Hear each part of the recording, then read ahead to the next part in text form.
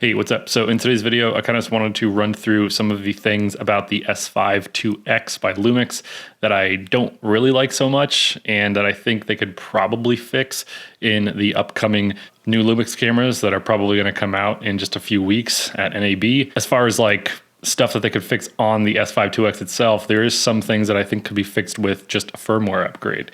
So I just want to preface this by saying that I'm not a Lumix ambassador. I don't have any contract with Lumix. I have done some sponsored videos for them in the past. The reason that I have this S5IIX is because I did a sponsored video, and that was one of the perks is they let me keep the camera, which is pretty sweet. So I just want to reiterate that although I have used a lot of Lumix cameras, I mean my first video camera ever was a Panasonic camera, but I just want to preface this by saying that I am under no obligation to speak highly of this camera. Although I do speak highly of it because I really do like it. And although I'm going to talk about some of the things that it kind of falls short on, I think that the pros definitely outweigh the cons with this camera. Otherwise, I wouldn't still be using it. So let's tackle the first big thing, which is the autofocus. Now, when the S5 II and the S5IIX were released, they were really touting the phase detection autofocus. And although it works really, really well for most things, like doing a sit-down talking head video like this, works great. But as soon as you get multiple people in the frame, that's when it starts to kind of lose it a little bit. And another thing that I've found, and that a couple of my friends have found too, is that it'll just lose focus randomly for no reason. I've been the only person in the frame. My face has been visible the entire time, and sometimes it'll just lose me. And I have it on face detection autofocus, so it should always know where my face is, but sometimes it just loses me. So I'm hoping that new firmware updates are going to come out, and hopefully this camera will continue to be supported by Lumix, which I'm pretty sure it will. But that is one thing that you should just keep in mind, is that if you're expecting Sony or Canon type autofocus, you're not going to get it with this camera.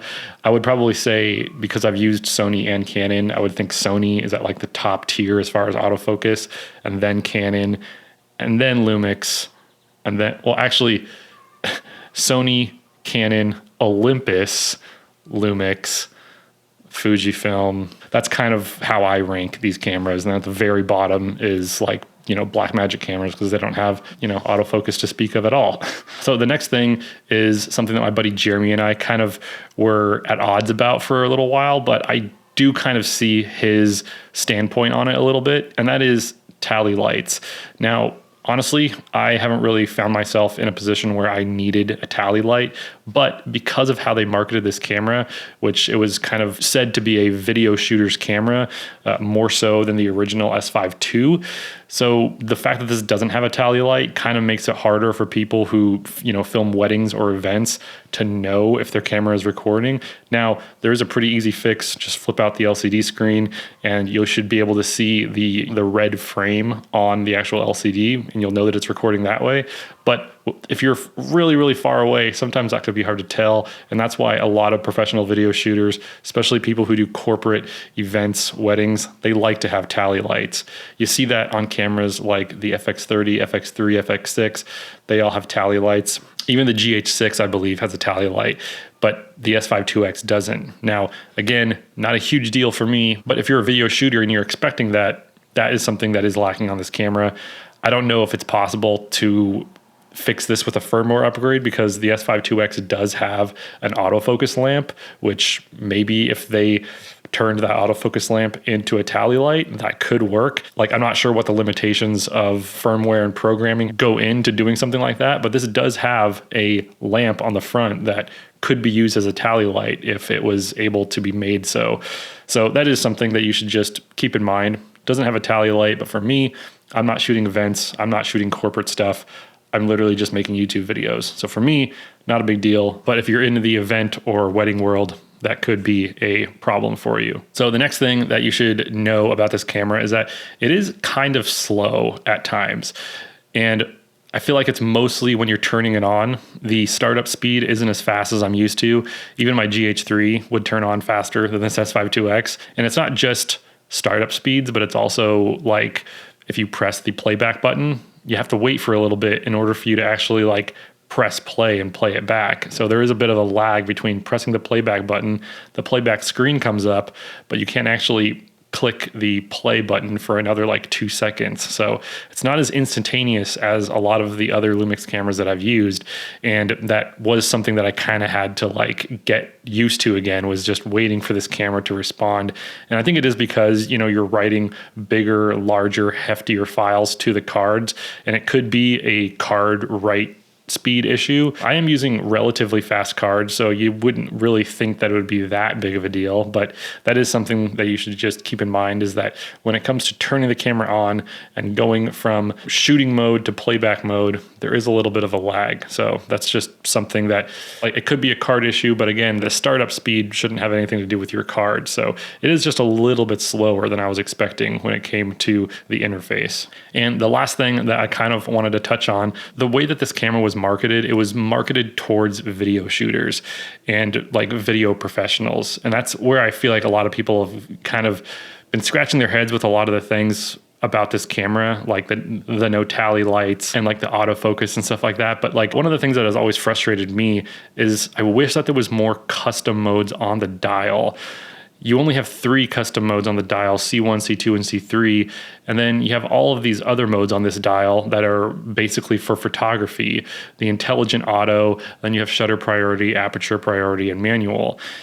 In my personal opinion, I would rather have like 2 more custom modes on that dial as opposed to even shutter priority or aperture priority. Because I'm a video shooter mostly, I would rather have the shutter and aperture priority in like a function menu or something like that. I would happily give those up and switch to those inside of a menu than have them on the dial taking up space, where I would rather have some more custom modes. Because right now I have like, my C1 at 4K 10-bit 422, my C2 is at 60p 4K, my C3 is the one that I'm using right now, which is 10-bit 420 4K, but I would love to have like a C3 and a C4 on the actual mode dial where I can add some 1080p modes or like an open gate mode. There's just not enough. There is a S&Q mode, which is for your slow motion, but again, I would rather just have dedicated custom modes for that stuff as opposed to a bunch of these photography modes that I honestly never use.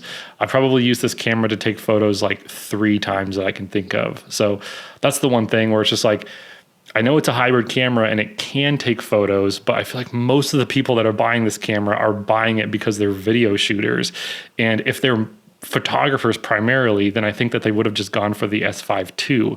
So that's where I always get confused, where if this is marketed towards video shooters, I just wish there was more video specific features that were on this camera as opposed to the S5 II. The only real differences between this camera and the S5 II is that it's all blacked out, which I like. I think that, this is going to be a completely different video, but I think that having a completely matte black camera just kind of is a little bit more professional looking than a bunch of like these like funky colors and like these red accents and stuff. But the only other thing you get is ProRes 1080p internally and then some different recording modes externally. Otherwise, it's just an S5 II. So I wish they would have just changed or like added a little bit more, given me more custom modes on the mode dial, given us a tally light, just some like a little bit more that differentiates this camera from the S5 II. But anyways, those are the, 4 things that annoy me about the S5 IIX. But honestly, I still love this camera. I still use it for all my videos. It still does everything that I need it to do. And there's nothing that I said in any of the videos that I've made about this camera that isn't true. But I just feel like not a lot of people talk about the downsides of cameras, because every camera has a downside. It doesn't matter which one that you're using.